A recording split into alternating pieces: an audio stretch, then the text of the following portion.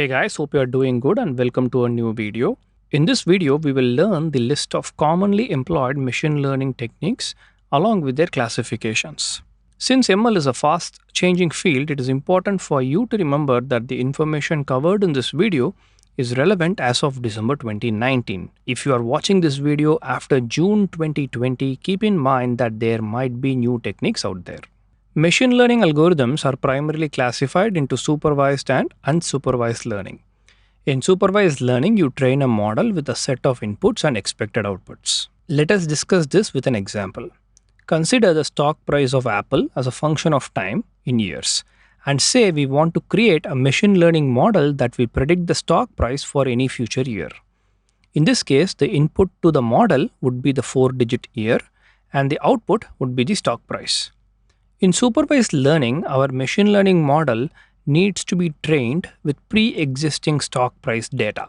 Once trained, our machine learning model will be able to predict the stock price in, say, Jan of 2020. In this particular case, we would employ a regression to understand the mathematical relationship between the two datasets. Regression is essentially a curve fit. In linear regression, you are trying to draw a straight line that represents the relationship between input and output in a mathematical form.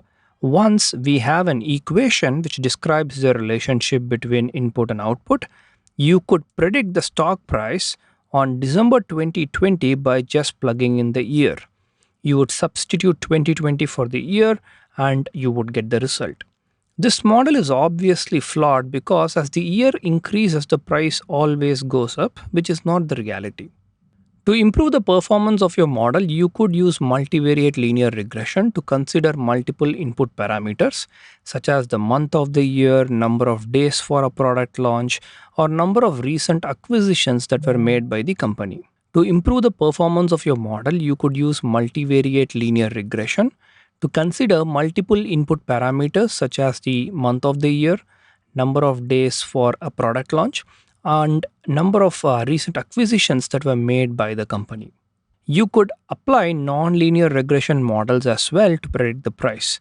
Just like the linear models, the non-linear models can make use of a single or multiple variables to calculate the output.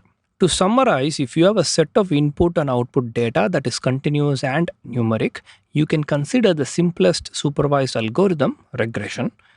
You just need Microsoft Excel or Google Sheets to do this. Supervised learning can also be used for classification. Let us take image classification as an example. Here, the input is an image and output is a probability distribution function.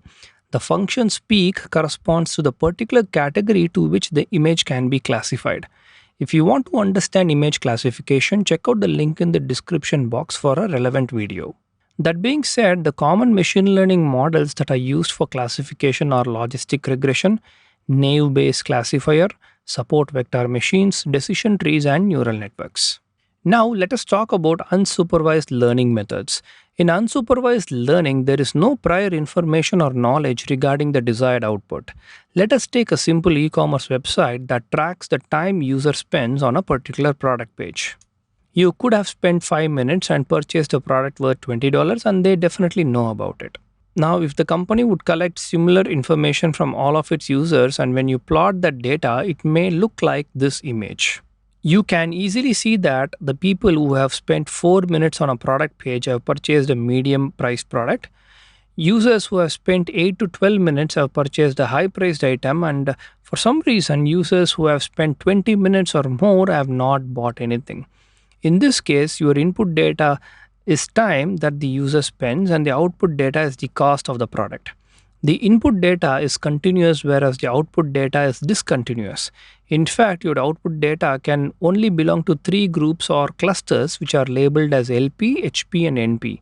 LP stands for low purchase, HP stands for high purchase, and NP stands for no purchase. This is what you call as clustering.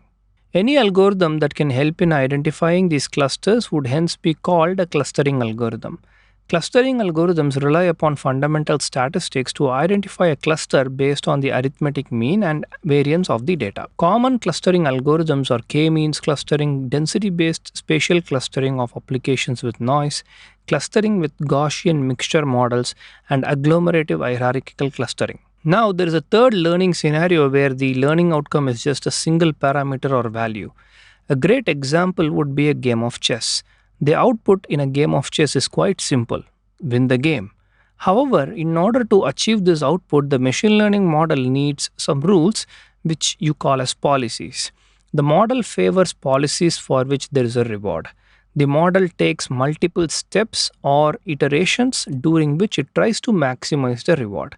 This type of learning is called reinforcement learning. Common reinforcement learning algorithms include Q-learning, state action, reward state action, deep Q network, deep deterministic policy gradient. Alright, that brings us to the end of the video. I will leave you guys with a slide that summarizes the different learning techniques that machine learning engineers should be familiar with, and I'll see you guys in the next video. Thanks, bye.